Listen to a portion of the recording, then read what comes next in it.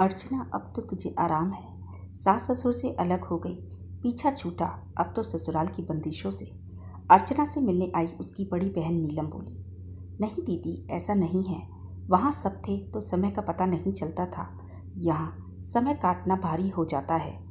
अर्चना बोली, अरे तो अब अपने शौक पूरे कर, अपनी सहेलियाँ बना। जो चीज़ तू संयुक्त परिवार में नहीं कर पा रही थी सब कर। वैसे भी वहाँ तेरी कद्र किसने की? देखा है मैंने कैसे परिवार की बड़ी बहू होने के कारण तुझ पर सारी जिम्मेदारियां थी, और जरा सी गलती होने पर कैसे सुनाया जाता था तुझे। दीदी छोड़ो ना वो सब, अब जहाँ चार बर्तन होते हैं वो बचते ही हैं, और बड़ी बहू होने के नाते जिम्मेदारियां तो आती ही हैं हिस्से। कितनी भूली है तू।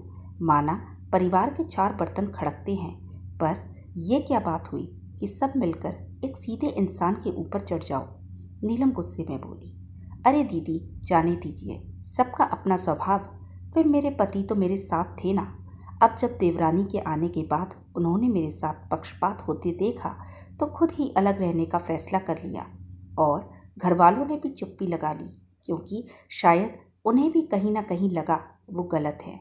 अर्चना ने कहा, तू महान है जो सब भूल अभी भी ससुराल वालों की तरफ है। खैर मैं चलती हूँ, तेरे जीजाजी ऑफिस से आते होंगे।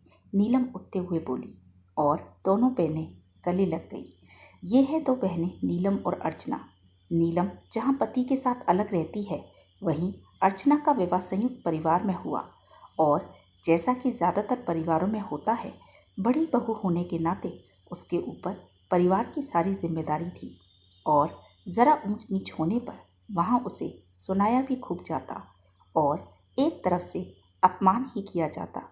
पर संस्कारों में पली अर्चना कुछ न कहते हुए सब चुपचाप सहन कर लेती थी।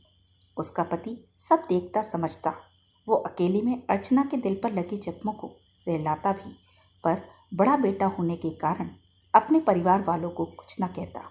अभी कुछ महीने पहले उसके देवर की शादी हुई, और जब देवरानी के सामने भी अर्चना का अपमान होने लगा, तब उसके पति मानव ने अलग रहने का फैसला किया, जिससे उसकी पत्नी का और अपमान ना हो, और वो पत्नी बच्चों सहित अपने घर से थोड़ी दूर किराए के घर में आ गया।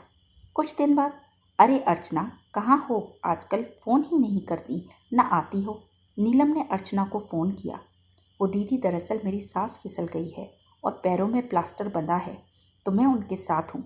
आपको तो पता है मेरी देवरानी को 7वां महीना चल रहा है। ऐसे में माँ जी की देखभाल को कोई तो चाहिए। पागल हो तुम, जिन लोगों ने तुम्हारा इतना अपमान किया उन्हीं की सेवा करने पहुंच गई, जब उस वक्त देवरानी को सिर पर चढ़ाया था। अब भी उसी से करवाते अपनी सेवा। नीलम गुस्से में बोली, दीदी इस वक्त मेरा फ़र्ज़ यही था। देवरानी अगर कर सकती तो शायद कर भी देती, पर इस हालत में वो कैसे करेगी। बस यही सोच मैं यहाँ आई हूँ। रही अपमान की बात, वो उनके संस्कार थे। रही मेरी सेवा करने की बात, वो मेरे संस्कार हैं। फिर इंसानियत का भी यही तकाजा कहता है कि देवरानी की हालत को देखते हुए माँ जी की देखभाल मैं करूँ। अर्चना बोली, तेरा दिमाग खराब हो गया है जो ऐसी बातें कर रही है। इतने अपमान के बाद भी सब भूल कर उनके बुलाने पर उस घर में चली गई। नीलम गुस्से में बोली, दीदी प्लीज़ बात को समझो। इन्होंने नहीं बुलाया मुझे, और जैसे ही माँ जी ठीक होती हैं मैं वापस अपने घर आ जाऊंगी, पर अभी मैं इन लोगों को ऐसे नहीं छोड़ सकती। ये बोल अर्चना ने फ़ोन काट दिया। इधर अर्चना के सास ससुर जब अर्चना की निस्वार्थ सेवा देख रहे थे तो उन्हें अपने किए पर पछतावा हो रहा था, क्योंकि आज के ज़माने में निस्वार्थ सेवा बहुत मुश्किल से कोई करता है। धीरे धीरे अर्चना की सास ठीक हो रही थी। इधर उसकी देवरानी ने तय समय पर एक बेटी को जन्म दिया। माँ जी, अब आपकी तबीयत ठीक है। छोटी की बेटी भी 2 महीने की हो गई। अब मुझे अपने घर चलना चाहिए। कुछ दिनों बाद अर्चना सास से बोली, ये भी तो तुम्हारा घर है बहू। मानते हैं हमसे गलती हुई, तुम्हारी निस्वार्थ सेवा से हमें आत्मग्लानि हो रही है। हो सके तो हमें माफ़ कर दो और वापस अपने घर आ जाओ। सास अर्चना का हाथ पकड़ बोली, माँ जी आपकी सेवा मेरा फ़र्ज़ था, और आगे भी मैं उससे पीछे नहीं रहूंगी, पर माफ़ कीजिएगा, मैं इस घर में नहीं रह सकती।